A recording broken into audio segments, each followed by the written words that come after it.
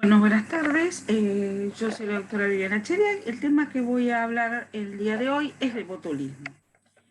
El botulismo es una enfermedad neuropararítica producida por una neurotoxina formada fundamentalmente, o elaborada fundamentalmente por el Clostridium botulinum. También puede ser formada por el Clostridium butyricum, que forma la toxina E, el Barati, que forma la F, y la argentinense, que forma la toxina G. Estas dos son muy raras. Es importante saber que el diagnóstico precoz, temprano, el tratamiento pretemprano, el sospecharlo y hacer el tratamiento, disminuye la letalidad de esta enfermedad a un 10%. Por lo tanto, es muy importante hacer el diagnóstico, o al menos sospecharlo. Ya vamos a ver que el tratamiento se hace ante la sospecha, y esto va a favorecer la sobrevida del paciente. Bueno, les presento el Clostridium botulinum. Es un bacilo gram positivo, es anaerobio, tienen dos poras, como podemos ver, es recto, ligeramente curvo, sin cápsula, móvil, y su pH óptimo entre 6.6 y 7.2. Es del dominio de las bacterias, del filo de la Firmicutes, de la clase Clostridia, del orden de los Clostridiae, de la familia de los Clostridiaceae, del género Clostridium y de la especie Botulinum. De acuerdo, los Clostridium se van a clasificar en algunos que son, tienen toxinas que son neurotoxigénicas y otras no. Pero también depende de las toxinas que producen. Estos se van a dividir en 6 grupos. ¿Sí? Tenemos el grupo 1, que es el botulinum, producida neurotoxina A, B y F, y el esporogenes, que no es neurotoxigénico. El grupo 2, que es el botulinum, que produce neurotoxina B, E y F. El 3, que produce el botulinum, produce la C o la D, o el NOVI, que no es neurotoxigénico. El 4, que es la argentinense, que ya lo he nombrado, que es productora de neurotoxina botulínica G, y el subterminale. El 5, que produce la neurotoxina botulínica F y es no neurotoxigénico. Y por último, el 6, que es el Clostridium productor de la neurotoxina botulínica E y es no neurotoxigénico. La característica que tienen es que los Clostridium pueden producir generalmente un serotipo, pero pueden producir más de un serotipo. Bueno, acá, para que entremos en el tema del botulismo, ¿cuáles son los principales causantes o dónde vamos a encontrar el Clostridium fundamentalmente, y cómo va a llegar a nuestro organismo? Fundamentalmente por todo lo que sea envasados artesanales, los envasados industriales, y en los lactantes a través de la miel. Ya vimos que el pH más cómodo tiene 6.6, pero mayor de 4.6 es óptimo para él. Una temperatura que va entre los 25 y 37 grados, pero puede producirse con temperaturas más bajas. La producción cuando haya sal y glucosa en baja concentración y con un oxígeno disminuido. Acordémonos que es un anaerobio. Se puede hacer de la germinación, pasa a la espora de fase vegetativa, y la toxina botulínica es importante saberlo porque es la toxina y es el veneno más potente de la naturaleza. Esto es importante para el bioterrorismo. Bueno, la neurotoxina, como ya hemos hablado, es una proteína pesada, tiene dos cadenas, pesada y liviana, 150 kilodalton, se clasifica entre las A y las H, es termosensible, pero tiene que tener ebullición más de 10 minutos. En seres humanos lo más común los cuadros que se producen es por la A, la B y la E, y desde 2008 en la Argentina fundamentalmente por la A. Pueden producir un serotipo o dos serotipos, se ha visto A, B o AF, pero generalmente es por un solo serotipo. El alimentario y el lactante, que son las formas más comunes, digamos, clínicas de botulismo, se producen generalmente por la A y la B, que producen temperatura de 30 a 40 grados. La E la podemos ver en alimento, en sedimentos y en peces, y se puede desarrollar a temperaturas tan bajas como 4 grados. La D, que está en el suelo, en heces, en el barro, y la G más en suelo y en autopsias. Bueno, el bacilo botulínico se desarrolla y produce toxina en alimentos acuosos, como ya dije, bajo condiciones de anaerobiosis, con un pH mayor a 0.45 y una temperatura que sea superior a los 10 grados. Y la dosis letal en el hombre es de 0,7 a 0,9 microgramos. O sea, es una pequeña cantidad que puede matar. El Clostridium tiene una amplia distribución en el suelo y en el sedimento marino. Esto es muy importante para tenerlo en cuenta. Se produce la espora, pasa a la fase vegetativa y después la producción de toxinas. La producción en el interior de los alimentos no es uniforme, o sea, no es que tenemos acá 10 de toxina, no. Tiene una distribución irregular, en parche, por gravedad, entonces esto es importante saberlo porque no todos van a ingerir, por ejemplo, si es alimentario, la misma cantidad de toxina o a lo mejor no ingirieron toxina, entonces no van a tener clínica. Es termosensible, se destruye más de 80 grados a 20 grados, más de 20 minutos a 80 grados. Algunos hablan de hasta 116 grados. No afecta las características organolépticas del alimento, o sea, el alimento no va a tener mal olor. Hay mayor riesgo en los envasados artesanales que en los pH alcalinos, por eso siempre hay que hablar lo importante que es la limpieza de cuando vamos a usar un frasco o algo para conserva. Y la miel, que es contraindicada en los menores de 1 año. Sabemos que hay toda una tradición del chupete y la mamadera de los bebés con la miel. Entonces a veces es muy difícil desarraigar las tradiciones. En cuanto a la fisiopatología, se produce el intestino delgado, se produce la absorción, pasa por vía sanguínea, vía linfática y llega a los receptores nerviosos con una unión irreversible. Ahí ya no podemos actuar. Tenemos que esperar a que se formen las nuevas uniones, ¿sí? Para que el cuadro vaya a hacer una restitución al íntegro. Pero, ¿dónde va a actuar? En las fases terminales colinérgicas de las uniones neuromusculares, a nivel del músculo esquelético, en las fibras pre- y postganglionales simpáticas y parasimpáticas, en las glándulas sudoríparas preganglionales de la médula espinal.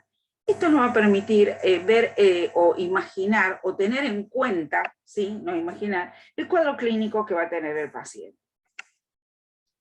En cuanto a la fisiopatología, vamos a ver que se produce, ya les dije, tiene una cadena liviana y una cadena pesada. Hay una unión del carboxi terminal de la cadena pesada, un receptor de la membrana presináptica, que lo vemos, se produce el endoxitoxi.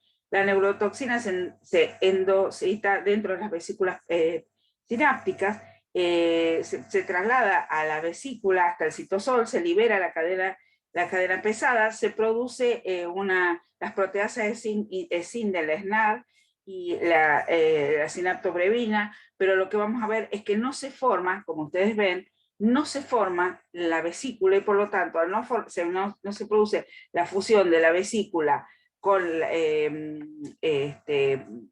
con la membrana, por lo tanto no hay una liberación del neurotransmisor.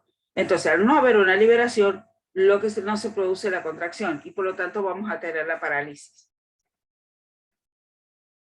¿Cómo se clasifica el botulismo? Se clasifica en alimentario, que es por ingesta de la toxina preformada, ¿sí? A través de los alimentos. El de herida, que es extremadamente raro, del cual vamos a hablar, el Clostridium inciti, a través de cirugías, trauma, acordémonos que está en el suelo, ¿sí? Por administración de heroína subcutánea o cocaína intranasal. El lactante, que es la causa más común, no solamente en Argentina, sino en Estados Unidos, que es el intestinal en menores de 1 año, por una flora normal pero ineficaz. La intestinal del adulto, que es muy similar al del niño, pero son aquellos que tienen alguna alteración funcional o anatómica o antibióticos altas dosis en tiempos prolongados en adultos, y el inhalatorio o iatrogénico. ¿Cómo lo podemos clasificar desde el punto de vista fisiopatológico? De acuerdo a que es una intoxicación por ingesta de la toxina preformada o una infección o colonizada por la bacteria y se produce la toxina in situ. Perdón. La intoxicación porque ingerimos o porque tenemos la toxina preformada, la alimentaria, la iatrogénica porque va a necesitar que le administremos al paciente la toxina, la laboral en aquellos que trabajan con toxina, y la bélico-terrorista. En cambio, la toxinfección o colonización de bacterias con producción de toxina in situ, hablamos de la toxina del lactante, la del adulto y la de las heridas. Estos son los casos ¿Qué hay sobre el 2021 con el Boletín Integrado de Vigilancia de la Argentina? Actualmente, ahí me faltó una D, perdón, había 11 casos confirmados de alimentario y 63 37 notificados, porque se tiene que notificar, y 11 confirmados. Y del lactante 63 con 32 confirmados. Esto es del 2008-2016, 564 casos, que como van a ver, sobre 143 que fueron notificados de alimentario, 46 fueron confirmados, y en niños o lactantes, 421, 318. Por lo tanto, tenemos mayor cantidad de botulismo del lactante. Actualmente, del último reporte, con el COVID hubo un cambio en la forma de reporte, se está dando solamente arbovirus y COVID y algún brote.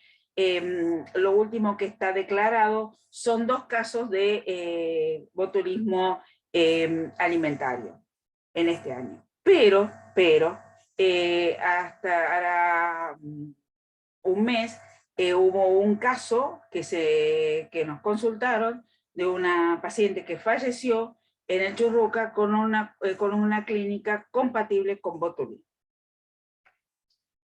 Como les decía, en la actualidad del 2008 solo hay casos de toxina A, la distribución en la Argentina, el 8% son por B, un 3% por E, un menor cantidad de otro 3% son no identificados, y la toxina A se da en un 83% de los casos en Argentina. Esta es la clínica, les voy a presentar lo primero que vamos a ver, lo que nos va a llamar la atención del paciente, son fotos, pero lo que tenemos que saber es que no tiene compromiso del sensorio ni de la sensibilidad. Entonces, el paciente no va a venir en coma, va a venir midriático, ahora vamos a ver la clínica, pero no tiene alteración ni de la sensibilidad ni del sensor. Entonces, vamos a empezar por la general de la clínica, que es lo que me interesa que les quede de esta clase. Hay un bloqueo neuromuscular con una restitución al íntegro hasta 2 años. Lo primero que aparece es lo último que el paciente va a mejorar. Tiene un periodo de incubación que va entre las 2 y 36 horas, pero puede ser de 6 horas a 10 días. Mientras más menor es el tiempo de incubación, más grave es el cuadro. Tiene un periodo de comienzo que tiene síntomas gastrointestinales, que ya lo vamos a ver que es totalmente inespecífico, y un periodo de estado, que es el síndrome neurológico de 7 a 14 días, que se puede prolongar hasta 21 días más, que es el cuadro típico que vamos a encontrar. ¿Cómo es el periodo de comienzo? El periodo de comienzo vamos a tener un paciente con sequedad de mucosa en un 93%. Ustedes lo van a ver que es un paciente que tiene náuseas, vómitos. Generalmente puede venir un paciente, pueden venir varios de una familia, eso nos va a ayudar más a hacer el diagnóstico, con dolores cólicos, con diarrea, lo menos frecuente, pero lo puede predecir. Después aparece la constipación persistente, acuérdense que es un bloqueo neuromuscular. Hay odinofagia con algo de eritema faríngeo.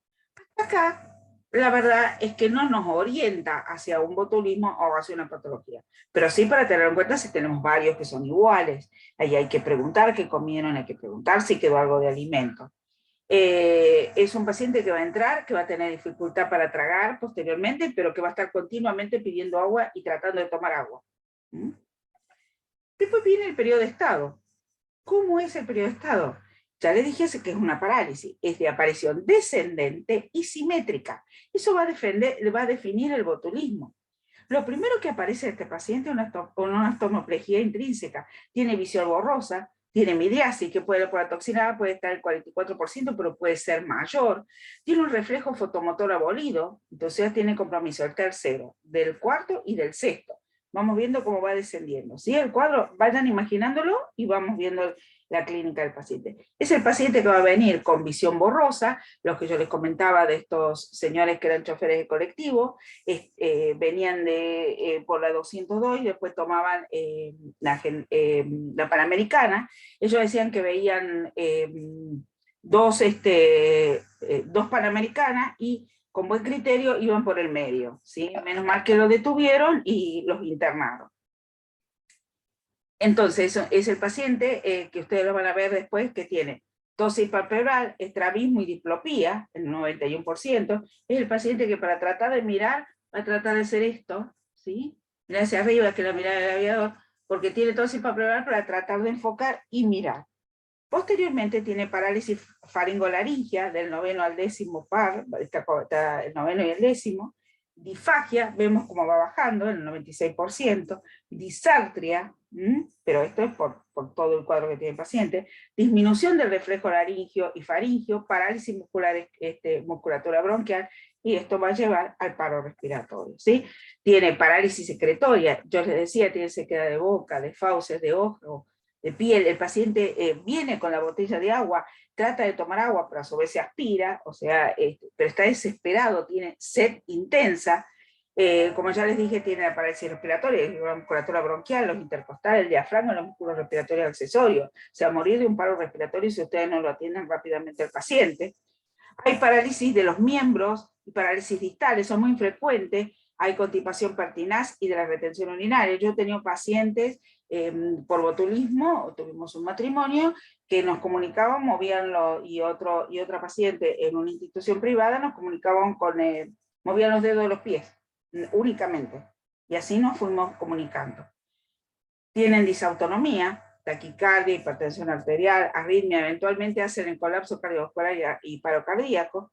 Está febril, o sea que vamos a ver que un paciente tiene mucha clínica, va a estar febril y va a estar lúcido. No tiene trastorno del sensorio, salvo que tenga una sobreinfección, sería broncoaspirado, o que sea un botulismo a la herida, porque si tiene un botulismo a la herida, además del Clostridium, tiene cualquier germen que se les pueda hospedar en esa herida.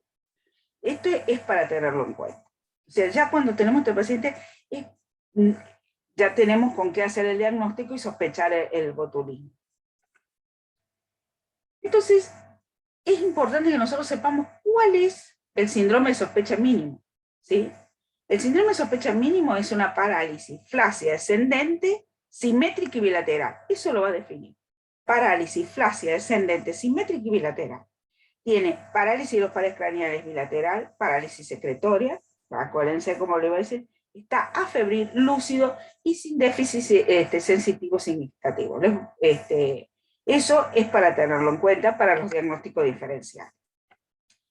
En la experiencia esta del Muñiz, les explico, después tuvimos otras cosas más. Esto es sobre 47 pacientes de total, de 1984 a 1998 tuvimos 33 pacientes, una mortalidad del 12%, y del 99 al 2004, 14 pacientes, una mortalidad del 0%. ¿Por qué fueron? Bueno, fueron lata de palmito, el de jamón que le conté, los colectiveros que eran por embutidos, después tuvimos un paciente que había preparado, no lo voy a olvidar porque estaba de guardia yo, habría preparado bizcacha para la familia, tuvo el buen criterio del señor de probarlo previamente él, antes que la familia, me acuerdo que era preeleccionario, yo creo que hasta los bigotes de la bizcacha le sacamos de cómo se había broncoaspirado y del compromiso que tenía a nivel pulmonar, ¿sí? La visión borrosa se dio entre el 100% en el A a un 60% en la E y 87% en la B. Diplopía, como ven, la gran mayoría la tenían en la A y la B, 95 y 100%. Midriasis, mayor en la A y en la E, entre 85, 80 y 62% la tuvimos en la B, y tosis palpebral entre un 75 a un 87%, pero la tienen en mayor o menor medida. De acuerdo al MAN del 2015, como vamos a ver, es muy similar a la experiencia nuestra. ¿Sí? La toxina A tuvo una visión borrosa en un 100%, diplopía en un 90%, tosis palpebral en 96%, la midriasis fija fue menor, y la oftalmoparesia en un 87%. La B fue similar, más o menos la visión borrosa tuvo un 42%, pero tuvo diplopía en un 92%, o sea que va a haber doble. Acuérdense de eso. La E va a tener una visión borrosa en un 91% y midriasis fija en un 75%. La gran mayoría, entre un 80 y un 100%, va a tener sequedad de mucosa, pueden tener disnea de acuerdo al compromiso que tienen y la constipación pertinaz. ¿Cómo puede ser la evolución que a nosotros nos tiene que llamar la atención y que tenemos que actuar muy rápidamente? La evolución tórpida del botulismo. Vamos a tener un paciente lúcido febril. Primero que tiene la visión borrosa. Te va a decir, veo borroso, además de que le va a contar el vómito, y además si vienen varios, con una rápida progresión cefalocaudal descendente y simétrica. Siempre está la posibilidad de paro respiratorio, por lo tanto el paciente tiene que entrar a terapia intensiva. No es que lo vamos a dejar en observación. No, el paciente va a terapia intensiva. Tiene mucosa seca en un 50-80%, ya les dije, desesperado por agua. Visión borrosa, diplopía en un 90%. Tiene miriasis paralítica, no es que el paciente esté muerto porque le está hablando, en un 50%. Tos palpebral en un 79%. Esto va a progresar a disfagia, dificultad respiratoria, tiene manifestación autonómica como bradicardia, taquicardia, parálisis de la musculatura proximal y RM prolongado, con una media de 45 días. Porque ¿qué tiene que formarse? Las nuevas uniones, ¿eh? para producir la contracción, porque lo que esté unida la toxina no se recupera, es irreversible. ¿Cuáles son las complicaciones? Bueno, ya lo hemos hablado. Las neumonías o las asociadas a cuidado de salud, también tiene bacteriemias asociadas a cuidado de salud. Cauti, acuérdense que son pacientes que ustedes los tienen por invadidos, ¿sí? Los tienen alimentados. Las queratoconjuntivitis, acordémonos que tienen las mucosas secas, las arritmias cardíacas y el colapso cardiovascular.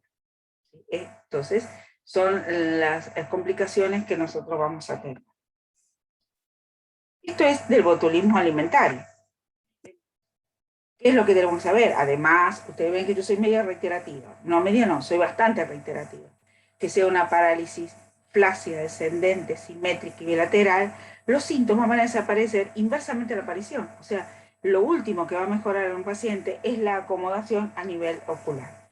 Esto ustedes después lo siguen a los pacientes y les van comentando cómo ellos van mejorando. Y es lo último que el paciente va a mejorar. Vamos a hablar del botulismo del lactante. Ya hablamos del alimentario, ahora vamos al del lactante. Tiene un grupo de riesgo menor de 1 año, mayor, el 95% son hasta 6 meses.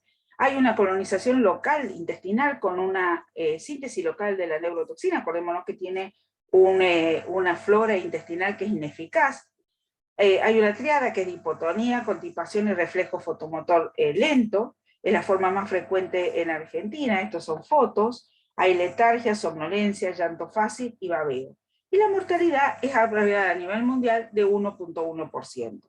Pero es importante tenerlo en cuenta y no siempre hay que reinterrogarlo. El año pasado tuvimos 2 o 3 casos, los chicos estuvieron bien, llegaron con paro respiratorio, no pensaron que era sepsis, y hubo que reinterrogar a la mamá y volverlo a reinterrogar, hasta que, bueno, tenía que ver con la miel y con otras causas que ya vamos a ver. Generalmente es por miel, aunque están industrializadas, pero bueno, no siempre la miel que compramos es la industrializada.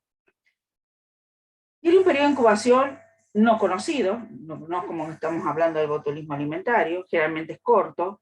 Los primeros casos se fueron descritos en Estados Unidos en 1976.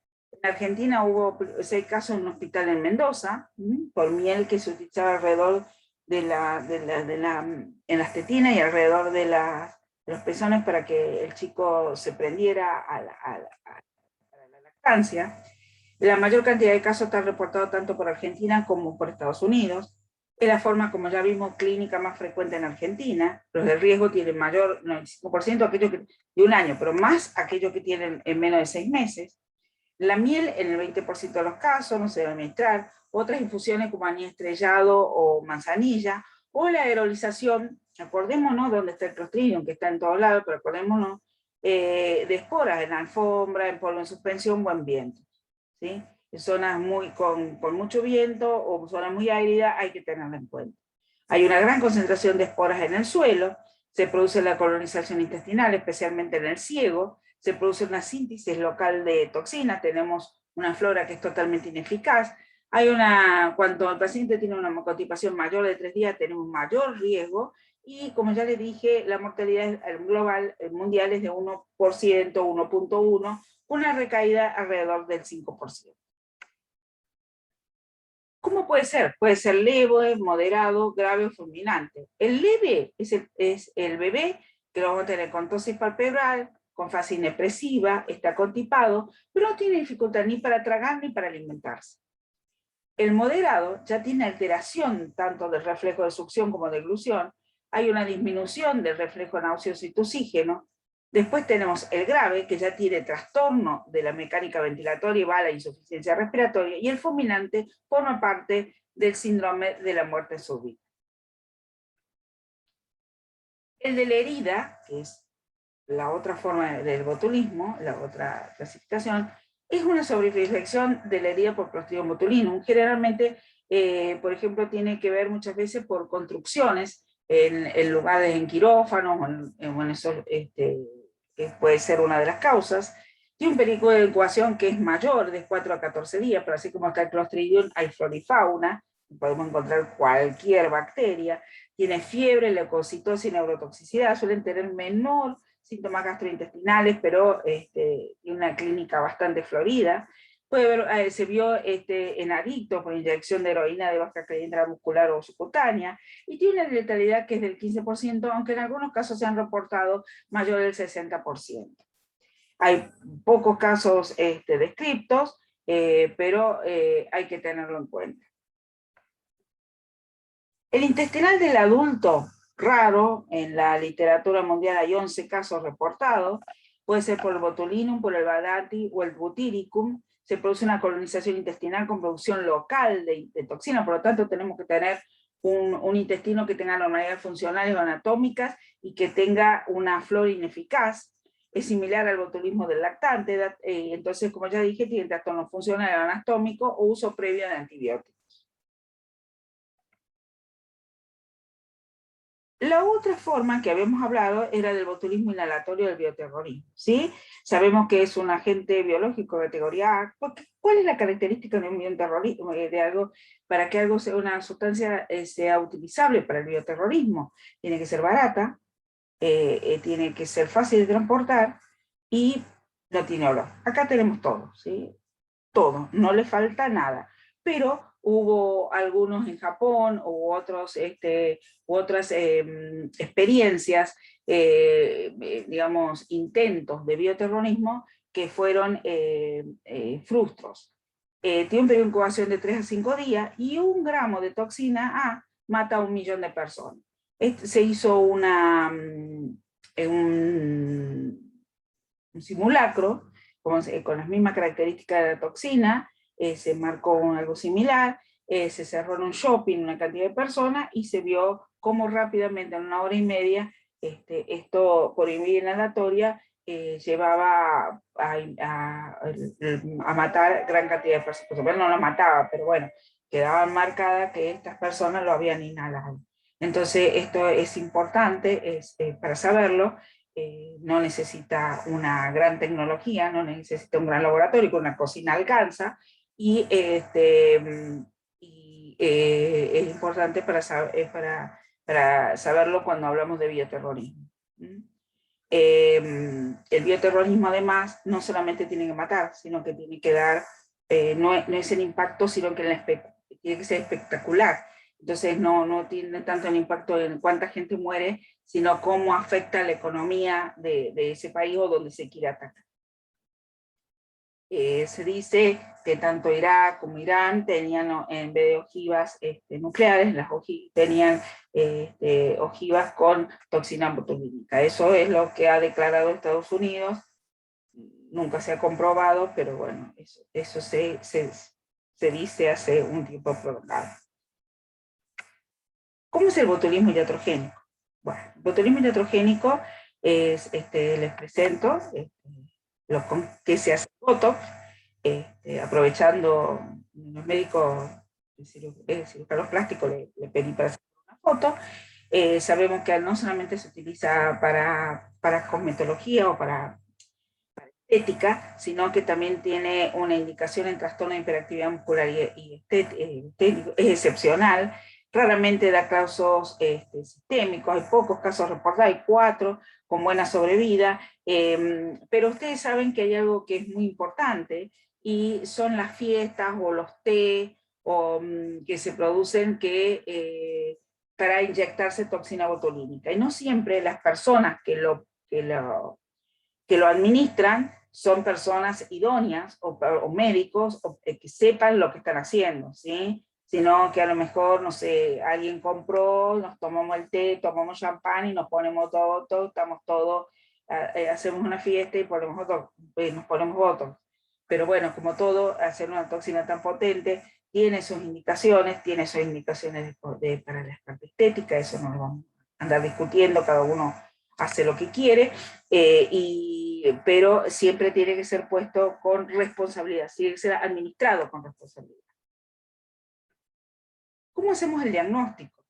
El diagnóstico fundamentalmente es clínico epidemiológico. Entonces, si es uno, es más, vamos preguntando qué alimento hay, si es de la herida, vemos los nervios craneales, la dinea, la parálisis flácida, es importante. A nivel del laboratorio, vamos a pedir PCR, ELISA y la inoculación en ratones albinos, ¿sí? La toxina en sangre, el lavado gástrico y en el alimento sospechoso, sí lo tenemos al alimento.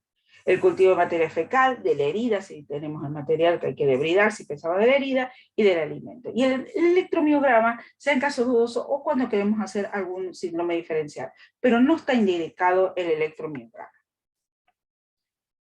¿Cuáles son las muestras que vamos a llevar? Suero de 6 a 7 mililitros del paciente refrigerado, si no lo vamos a llevar inmediatamente, por ejemplo, en cava lo vamos a llevar al Malbrán. La gente que hace botulismo, ustedes lo llevan, tiene que estar señalizado con las indicaciones del paciente, con un pequeño resumen de historia, bien seguro, acuérdense que sí, todo el material tiene que ser enviado en forma segura, con los datos del paciente, ellos se van a comunicar con ustedes inmediatamente, le van a hacer, son excelentes para eso, en provincia del Maestegui, en las zonas que se puedan hacer, se derivan, y la gente que trabaja haciendo el diagnóstico son excelentes.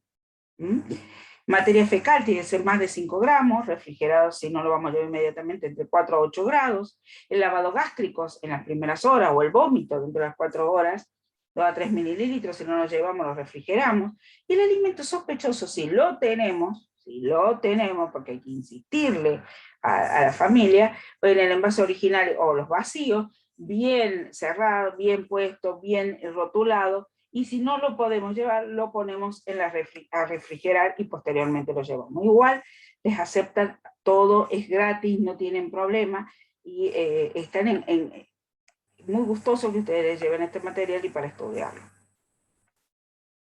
¿Cómo es el diagnóstico microbiológico? La determinación de la toxina por bioensayo por inoculación intraperitoneal en el ratón albino, el gold estándar, con sobrenadante de alimento, de suero, de material gástrico, materia fecal y de vómito. Se ve la muerte en 24 a 48 horas de los ratones no protegidos con antitoxina específica, ya que en 1 o 2 días tenemos el diagnóstico, se comunican con ustedes, les mandan mail, excelentes son. Cultivo de materia fecal, la investigación de la espectrometría en masa, la PCR que se está haciendo, y el ELISA. Pero el gold estándar es la inoculación intraperitoneal en el ratón albino. ¿Cómo vamos a encontrar? En sangre la toxina en 24 a 48 horas, en más del 75% al 100%, en el alimentario. En la herida muy poco, pues acuérdense que hay, pero tenemos más en la herida, en el lactante más del 60%. En materia fecal tiene un mayor rendimiento en el lactante, aunque si tiene menos de 3 días lo podemos tener en el alimentario. El de herida no, el contenido gástrico en el alimentario, la toxina en el alimentario. En materia fecal hay que hacer lavado rectal y lo llevan siempre con un buen volumen, con todas medidas de seguridad. El cultivo en un 55% va a ser positivo en el alimentario y en el lactante, y por supuesto del material de la herida, tanto el cultivo de la toxina en el de herida. ¿Cuál es el diagnóstico diferencial que tenemos que hacer? Fundamentalmente con el alimentario. La miastenia gravis, pero acuérdense que la miastenia gravis es una fatiga del músculo al ejercicio reiterado y con respuesta al acetilcolino mimético. Acá no tenemos respuesta. La poliomielitis, tiene fiebre alta, que hablamos que no tienen fiebre, excepto ¿sí? que este paciente sea sobreinfectado o sea de herida. Tiene una parálisis ascendente, acá estamos hablando de parálisis descendente con disociación albuminocitológica. El stroke tiene trastorno del sensor y tiene generalmente signo de foco, o piramidales, acá no lo tenemos. Lesión en la de la médula espinal. Las meningoencefalitis, el paciente tiene un trastorno, el sensorio tiene signos meningio, líquido cefalorraquídeo patológico. El síndrome miasténico de Eaton-Lambert, que es la debilidad muscular proximal. El Guillain-Barré, la variedad de Miller-Fisher, con trastorno sensitivo y séptimo par. Nosotros tuvimos un paciente, un chico joven de 26 años, que había ingerido morrones, ¿sí? En una pizzería, tenía un cuadro muy, lo derivaron, tenía la miliasis, tenía todo, pero tenía alteración de sensibilidad. Lo que nos llamaba la atención fue que el chico previamente había consumido marihuana. Entonces no sabíamos si había una asociación. Bueno, cuando hicimos la punción, la disociación inmunocitológica, vimos que el diagnóstico del paciente era un Guillain-Barré, una variedad Miller-Fisher. La difteria, que es una radiculopatía luego de un cuadro de amigdalitis, es una de las causas que tenemos que hacer el diagnóstico diferencial. Pero no podemos perder el tiempo de hacer un tratamiento. Ante la sospecha se hace el tratamiento. En el lactante, muy similar es la miastenia gravis, el Wernicke-Hoffmann, que es un cuadro, una enfermedad desminimizante, la poliomielitis, el síndrome de Reye, el Guillain-Barré, la meningitis, las lesiones de médula espinal, otras parálisis flácida, sepsis, como yo ya les dije, el cuadro que los dos chiquitos del año pasado, que habían entrado con cuadro con sepsis y paro cardiorrespiratorio, y parálisis por enfermedad por garrapata. ¿Cuál es el tratamiento? Bueno, tenemos dos partes del tratamiento. Una que va a ser todas las medidas de sostén que vamos a hacer y el específico. La internación precoz, recuerdan la evolución tórpida que les dije, tiene que tener internación precoz. ¿Dónde? En terapia intensiva, no tenemos que dar muchas vueltas. Sonda nasogástrica, la vía oral, tenemos parálisis, entonces tenemos que pensar en eso. Control del medio interno, intubación a la traquea de asistencia ventilatoria precoz, la traqueostomía precoz, estos pacientes van a estar mucho tiempo respirados. Catéter urinario permanente, asistencia kinésica, nutrición, trastorno, el tratamiento de todo lo que sean las complicaciones materiales del paciente, y no se da antibióticos, ¿sí? Salvo que haya sobreinfección. En el lactante no se debe dar antibióticos al paciente. Vamos a hablar del tratamiento específico, ¿sí? De la antitoxina. Esto va a ser lo que va a disminuir la letalidad, y va a actuar sobre donde dice, sobre la toxina libre. Entonces, mientras más precoz actuamos, mayor va a ser el beneficio. ¿Qué tenemos nosotros en el país? Bueno, hemos tenido el solo monovalente de Butatán, la A, que viene de Brasil, la trivalente Canadá y Alemania, que no está, la heptavalente del CDC, que ha tenido una buena respuesta, aunque son no está en el país, pero hay reportes de 300, de 200 casos a nivel mundial con una buena performance. La de Aventis, de 7.500 unidades, 5.000 unidades, que en este momento no está en el país. ¿Pero qué tenemos nosotros? Sí, nosotros tenemos el suero bivalente. Esto lo distribuye el gobierno. Si ustedes son de Capital, nos llaman a nosotros al Muñiz, somos centro de referencia, la doctora Cunto, que es la jefa de departamento, o puede hablar con cualquiera de los médicos de guardia que se van a contactar, le van a dar el teléfono para que se comuniquen. El suero bivalente está realizado en suero equino, está hecho con la A y la B, que son las más comunes, tiene 5.000 unidades de A y 5.000 de B. Esto es formado por el Instituto Biológico del doctor Tomás Perón en Argentina. Tiene 0,5 mililitros por kilo, lo que se le da. Generalmente se da 10.000, o sea, 2 frascos diluidos en forma endovenosa, los primeros 15 minutos más lento y después mucho más rápidamente se hace la administración de la antitoxina. ¿Cuál es la indicación del lactante? La indicación del lactante es la inmunoglobulina botulínica humana, la Big Bang, Baby B, que son 50 miligramos kilo en una única dosis, no hay en el país. Entonces la indicación es la antitoxina botulínica. Por supuesto, la inmunoglobulina tiene disminución de los días de ARM, mejor sobrevida, pero la antitoxina botulínica equina, la que tenemos en nuestro país, del Instituto Tomás Perón, no tiene una mala respuesta, tiene también disminución de los días de ARM, mejoría del paciente y mayor sobrevida. Son 500 unidades kilo en una única dosis,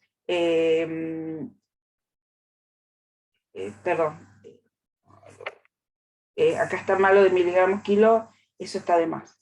Se los pido, perdón que quedó ahí miligramos kilo, pero es unidades kilo. Los miligramos kilo no va. Les pido por favor, perdón, fue un error de tipeo, es un error mío. Son unidades kilo en una única dosis. Lo repetí 2 veces, por eso les... ¿Cuáles otras medidas tenemos que hacer de sostén en el del lactante?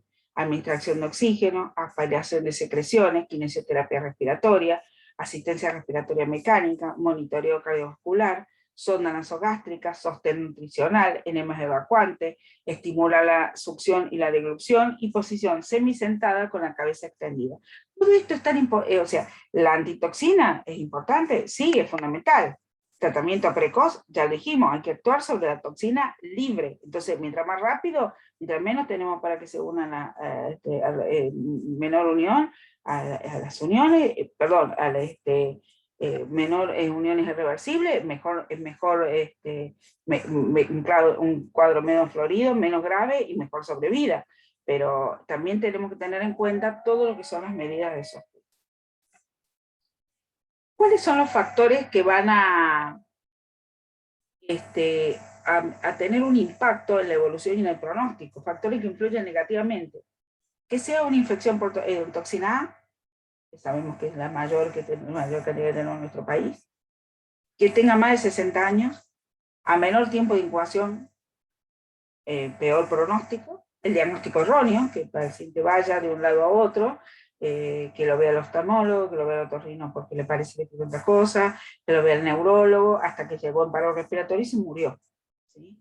El estado de salud previa al paciente, las comorbilidades, el compromiso respiratorio, el reflejo de oxígeno, ya le dije, el paciente va tomando agua y broncoaspirándose. Evoluciona en forma lenta e inversamente a la aparición de los síntomas. Tenemos que hacer, lo que tiene que hacer nuestro organismo es formar nuevas terminales axónicas, y por eso retrograda el cuadro, y sabemos que entonces lo primero que aparece es lo último que se restituye. Una mortalidad que va a variar del 7 al 10%, pero la mortalidad varía con respecto a nuestra agudeza para hacer el diagnóstico, que ya les dije, ante la sospecha tenemos que hacer el tratamiento. ¿Cómo lo vamos a prevenir? Yo siempre digo que cuando ingresé al Muñiz hubo un antes y un después en lo que fue el consumo de latas, ¿sí? En hervir las latas, en tener más cuidado, en no comer determinadas conservas. Sabemos que es un termolábil, es inactivo en ebullición a 80 a 100 grados por 20 o 30 minutos. Lo mejor sería preinactivar las ollas de presión, las viejas ollas de presión, que ahora están de nuevo de moda. Yo me acuerdo de la época de mi mamá, soy muy antigua, que se ponían las ollas de presión y se producía, son las mejores para inactivar las esporas. Voy a decir la marca, total no hay problema, las Marmicó de años, ¿sí? Un método práctico es hervir la conserva en un envase a baño María por 30 minutos, se consume inmediatamente, se inactiva la toxina pero no las esporas, esto tenerlo en cuenta, se coloca en la heladera y si pasan 72 horas y no las consumimos, tenemos que repetir el procedimiento. No se debe consumir latas hinchadas, que tengan olor desagradable, aunque no tenga alteración organoléptica, cambio de coloración, que cuando abrimos, se ponen que siempre no se abrís, el gas, bueno, al abrir el recipiente, si pudiéramos medir la acidez y vemos que perdió la acidez, no lo debemos consumir. Entonces, prevenible, y el diagnóstico, como ya les dije, lo tenemos que hacer con sospecharlo, ¿sí? Acuérdense de lo que les digo, el síndrome mínimo, y acuérdense que es una parálisis descendente, simétrica, flácida descendente, simétrica y bilateral. Con eso, ustedes ya están habilitados hasta de hacer empezar el tratamiento del paciente. Pero no todo es tan malo con la toxina botulínica, ¿sí? No solamente nos hace parecer más jóvenes y sin ninguna arruga, sino que tiene otras indicaciones, como trastorno de hiperactividad muscular, son dosis muy altas, las distonías, la espaticidad, las discinesias, los espasmos musculares. Se utiliza ahora mucho en migrañosos refractarios a tratamiento. El mecanismo de acción es que afecta a las motoneuronas alfa al bloquear las terminales nerviosas en la unión neuromuscular, produciendo la relajación muscular localizada y bien controlada. Por supuesto, hecha por personas que saben, por profesionales idóneos con experiencia. ¿Sí? Y como conclusión, es una enfermedad neuroparalítica, ya sé que lo digo 20 veces, descendente, simétrica, pares craneales. El tratamiento se inicia ante la sospecha. La forma más frecuente en nuestro país es el botulismo del lactante. Bueno, muchísimas gracias. Acá tienen mi mail por si, esperemos que no, alguna vez lo necesitan o si tienen algunas dudas.